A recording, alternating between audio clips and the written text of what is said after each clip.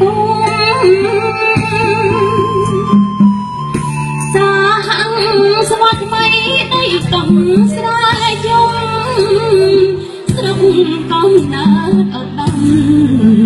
ធ្លាក់សុំមាត់វាងគ្រីខ្មៅព្រៃឡង់បាត់ខ្លួនកៅសូយួនតាម14ឆ្នាំខ្មែរចាំយកអ្វីទៅ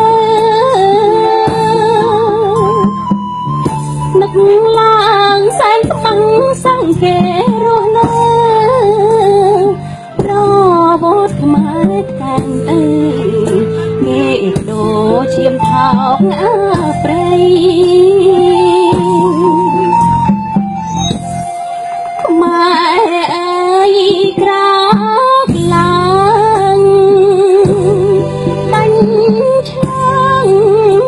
ដៃជើងចោលក្បត់ទឹកដីព្រមសង្គ្រោះ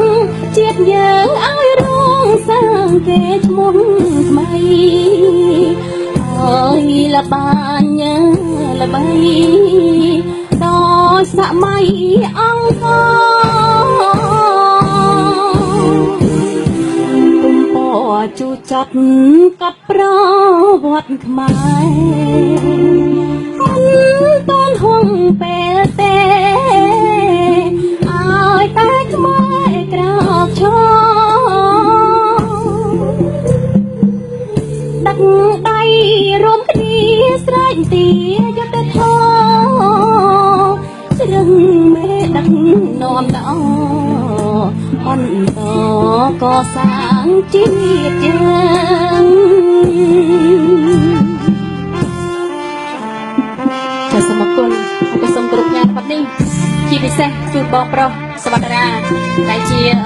អនុប្រធានក្រុមការងារបក្សប្រជាជាតិក៏ដូចជាស្ថាបនិកជុំមកបងក៏ដូចជាបងដែលមានវត្តមាននៅទីនេះចាជាពិសេសបងប្អូនប្រជាពលរដ្ឋដែលរស់នៅក្នុងទឹកដីតំបន់ភូមិកាប់ចោលតែម្ដងចាសូម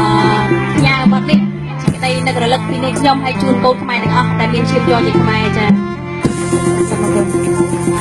បាទសូមសន្លេង